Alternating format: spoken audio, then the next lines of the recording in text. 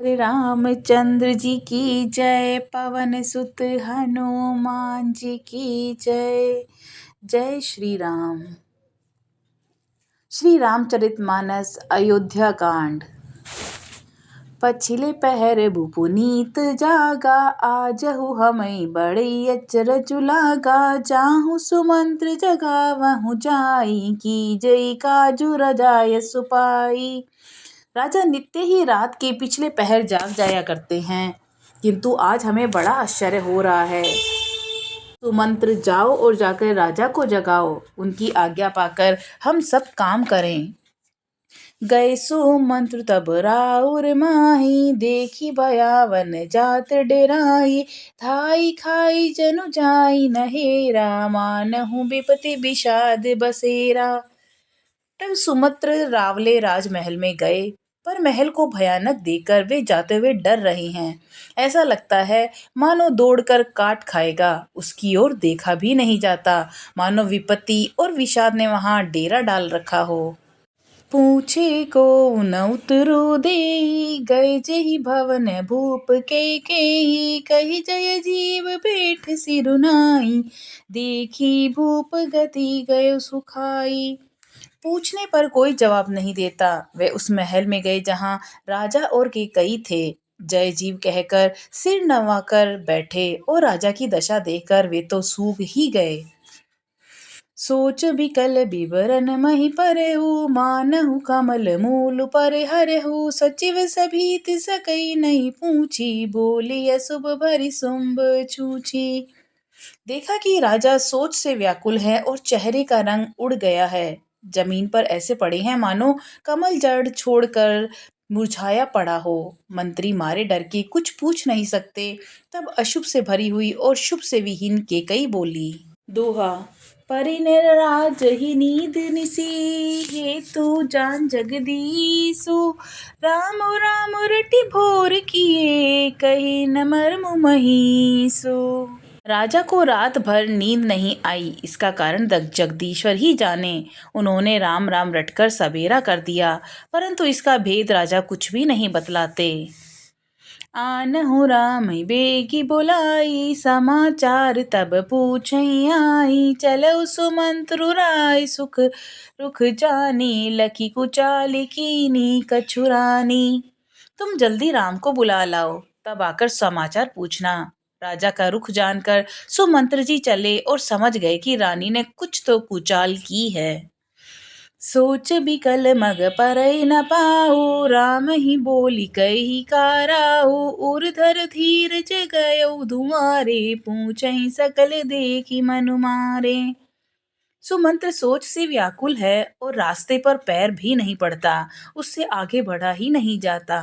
सोचते हैं कि राम जी को बुलाकर राजा क्या कहेंगे। किसी तरह हृदय में धीरज धरकर वे द्वार पर गए। सब लोग उनको मन मारे उदास देखकर पूछने लगे। समाधान करी सो सब सब ही का गयो, जहाँ दिन कर खुल टीका। राम सुमंत्र ही आवत देखा, आदर की नहीं पिता समलेखा। सब लोगों का समाधान करके किसी तरह समझा बुझाकर सुमंत्र वहां गए जहां सूर्य कुल के तिलक श्री रामचंद्र जी थे। श्री रामचंद्र जी ने सुमंत्र को आते देखा तो पिता के समान समझकर उनका आदर किया। निरखी बदनु कही भूप रजाई, रघुकुल दीपई चलऊ लेवाई। राम को भांति सचिव संग जाही, देखी लोग जय तै बिल खाही। श्री रामचंद्र जी के मुख को देखकर और राजा की आज्ञा को सुनकर वे रघुकुल के दीपक श्री रामचंद्र जी को अपने साथ लीवा चले। श्री रामचंद्र जी मंत्री के साथ बुरी तरह से बिना किसी लवाजमे के जा रहे हैं और यह देखकर लोग जहां तहां विषाद कर रहे हैं। उहा। जाई दीख रघुवंश मनी, नरपति निपटे कुसाजु। सहमी परे उलखि सिंह नहीं, मनहु व्रत गजराजू। रघुवंश मणि श्री रामचंद्र जी ने जाकर देखा कि राजा अत्यंत ही बुरी हालत में पड़े हैं, मानो सिंघनिकों को देखकर कोई बूढ़ा गजराज सहम कर गिर पड़ा हो। सूखई अधर जरई सब अंगु, मनहु दीन मनिहीन भुअंगु, सरुष समीप दीखि के मानहु मीचु धरी गनिले। राजा के होठ सूख रहे हैं और सारा शरीर जल रहा है, मानो मणि के बिना सांप दुखी हो रहा हो। पास ही क्रोध से भरी केकई को देखा, मानो साक्षात मृत्यु ही बैठी राजा के जीवन की अंतिम घड़ियां गिन रही हो। करुणामय मृदुराम सुभाऊ, प्रथम दीखि दुख सुना न काऊ, तत्य धीर धरी सम विचारी, पूछहि मधुर बचन महतारी। श्री रामचंद्र जी का स्वभाव कोमल और करुणामय है। उन्होंने अपने जीवन में पहली बार यह दुख देखा। इससे पहले कभी उन्होंने दुख सुना भी न था। तो भी समय का विचार करके हृदय में धीरज धरकर उन्होंने मीठे वचनों से माता केकई से पूछा, मोहि कहु मातु तात दुख कारण, करहि जतन जई होई निवारण, सुनहु राम सब कारणेहु, राजहि तुम प बहुत सनेहु। हे माता, मुझे पिताजी के दुख का कारण कहो ताकि जिससे उसका निवारण हो, यह यत्न किया जाए। केकई ने कहा, हे राम सुनो, सारा कारण यही है कि राजा तुम पर बहुत स्नेह है। देन कन्हेहि मोहि दो वरदाना, मैं अंगहु जो कहूँ मोहि सुहाना, सो सुन भयो भूप और साचु, छाड़ी न सके तुम्हार संकोचु। इन्होंने मुझे 2 वरदान देने को कहा था, जो मुझे कुछ अच्छा लगा वही मैंने मांगा। उसे सुनकर राजा के हृदय में सोच हो गया है, क्योंकि ये तुम्हारा संकोच नहीं छोड़ सकते। दोहा। सुत सनेहु इत बचन उत, संकट परउ नरेसु, सकहुँ न त आयसु धरऊ, सिर मटेउ कठिन कलेसु। इधर तो पुत्र का स्नेह है और उधर प्रतिज्ञा। राजा इसी धर्म संकट में पड़ गए हैं कि यदि तुम कर सकते हो तो राजा की आज्ञा शिरोधार्य करो और इतने कठिन कलेश को मिटाओ। निधरक बैठी कही कटुबानी, सुनत कठिनता अति कुलानी, जीभ कमान बचन सरनाना, मनहु महिप मृदुलच्छ समाना। कि कई बेधड़क बैठी ऐसी कड़वी वाणी कह रही है जिसे सुनकर स्वयं कठोरता भी अत्यंत व्याकुल हो उठी। जीभ धनुष है, वचन बहुत से तीर हैं और मानो राजा ही कोमल निशान के समान है। जनु कठोर पनु धरई शरीरु, सीखई धनुष विद्या बर बीरु, सब प्रसंगु रघुपति सुनाई, बैठे ही मनु तनु धरी निठुराई। इतने सारे साज सामान के साथ मानो स्वयं कठोरपन श्रेष्ठ वीर का शरीर धारण करके धनुष्य विद्या सीख रहा है। श्री रघुनाथ जी को सब हाल सुनाकर वह ऐसे बैठी है मानो निष्ठुरता ही शरीर धारण किए हुए हो। मन मुस्काई भानुकुल भानु, रामु सहज आनंद निधानु, बोले बचन विगत सब दूषण, मृदु मंजुल जनु बाग विभूषण। सूर्य कुल के सूर्य स्वाभाविक ही आनंद निधान श्री रामचंद्र जी मन में मुस्कुराकर सब दूषणों से रहित ऐसे कोमल सुंदर वचन बोले जो मानो वाणी के भूषण ही थे।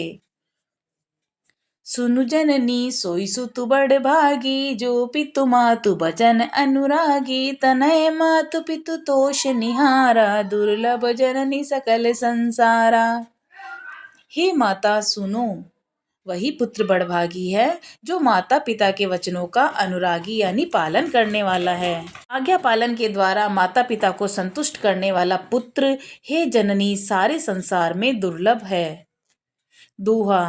मुनिगण मिलन विशेष बन, सब ही भांति हित मोर, तेहि मह पितु आयसु बहोरी, सम्मत जननी तोर। वन में विशेष रूप से मुनियों का विलाप होगा जिसमें मेरा सभी प्रकार से कल्याण है, उसमें भी फिर पिताजी की आज्ञा और हे जननी तुम्हारी सम्मति है।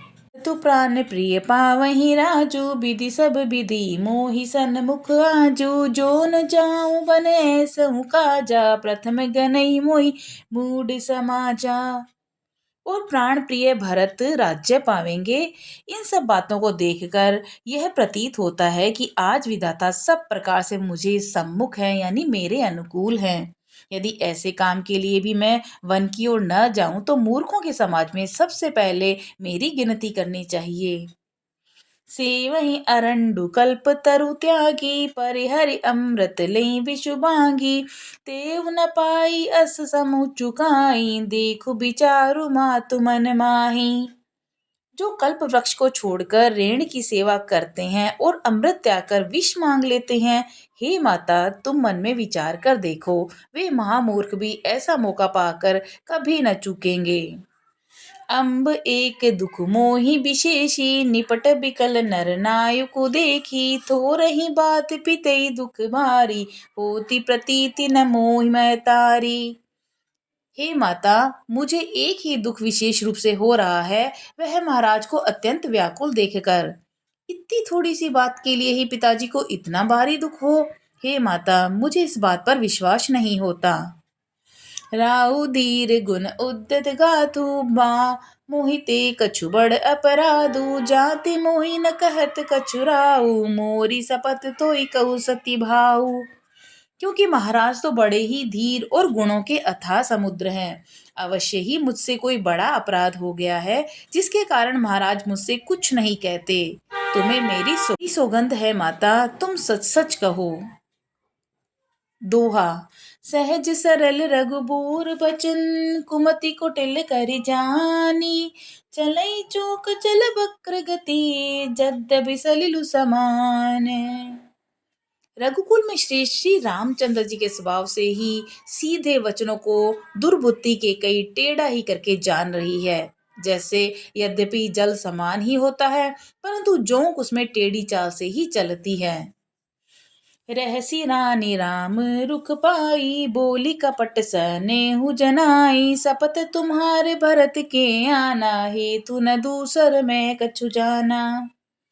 रानी केकई श्री रामचंद्र जी का रुख पाकर हर्षित हो गई और कपटपूर्ण स्नेह दिखाकर बोली, तुम्हारी शपथ और भरत की सौगंध है, मुझे राजा के दुखों का दूसरा कुछ भी कारण विदित नहीं है।